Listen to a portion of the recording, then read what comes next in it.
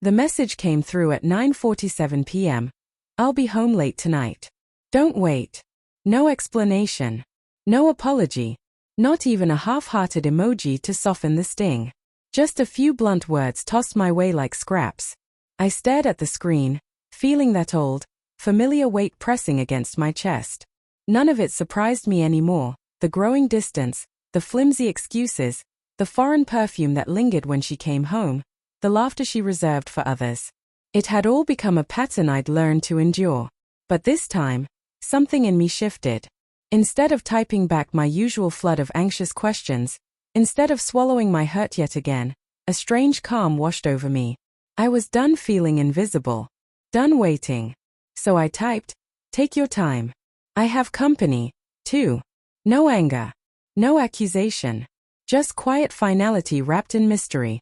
I placed the phone face down and took a breath, as though closing a book I'd read too many times. For the first time in months, I didn't wait for her reply. I didn't wonder where she was, or who she was with.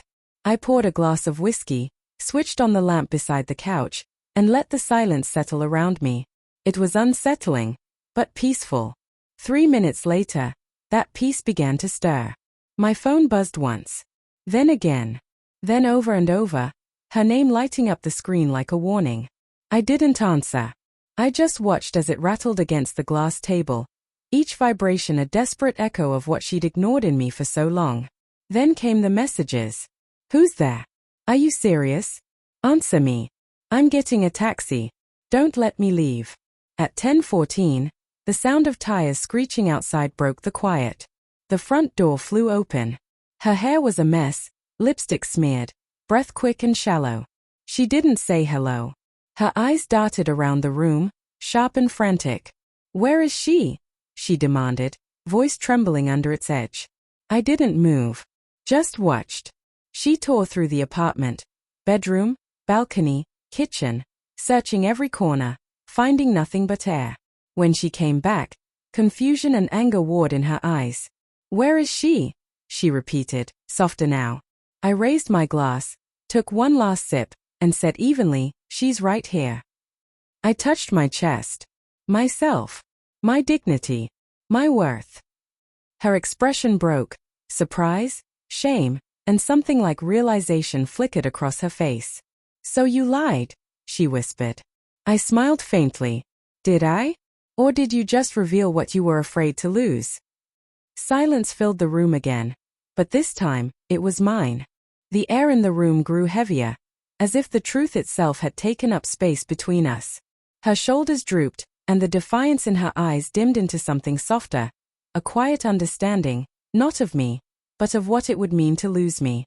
"I didn't think you cared anymore," she said, her voice barely above a whisper, fragile and unsure. "I thought you'd stopped loving me." I let out a low, genuine laugh. Not cruel, not bitter, just tiredly honest. "You never asked if I still cared," I told her. "You just assumed I'd always be here, waiting, your safety net."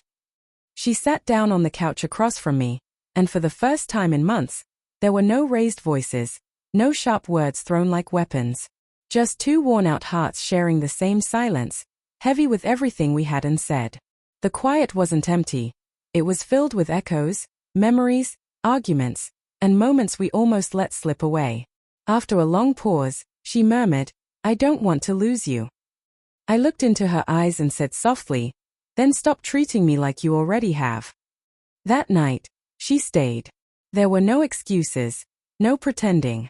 She sat close, careful, as if even breathing too loud might break the fragile peace that had settled between us. I didn't say things were okay. They weren't, but she knew. I could have left. I still could. The days that came after weren't perfect, but they felt different. She started coming home earlier. She called instead of sending distant, clipped messages. She sat beside me again, her head resting gently on my shoulder, like she used to. There were no grand apologies, only small, deliberate gestures that spoke louder than words. The way she lingered near me, the way her gaze softened, as if she'd finally remembered that I mattered. It wasn't about anger anymore. It wasn't about winning. Sometimes, it's the quiet that changes everything, The moment someone realizes the person they took for granted is strong enough to walk away. And it's that fear, that sudden, raw understanding of loss, that finally makes them choose to stay.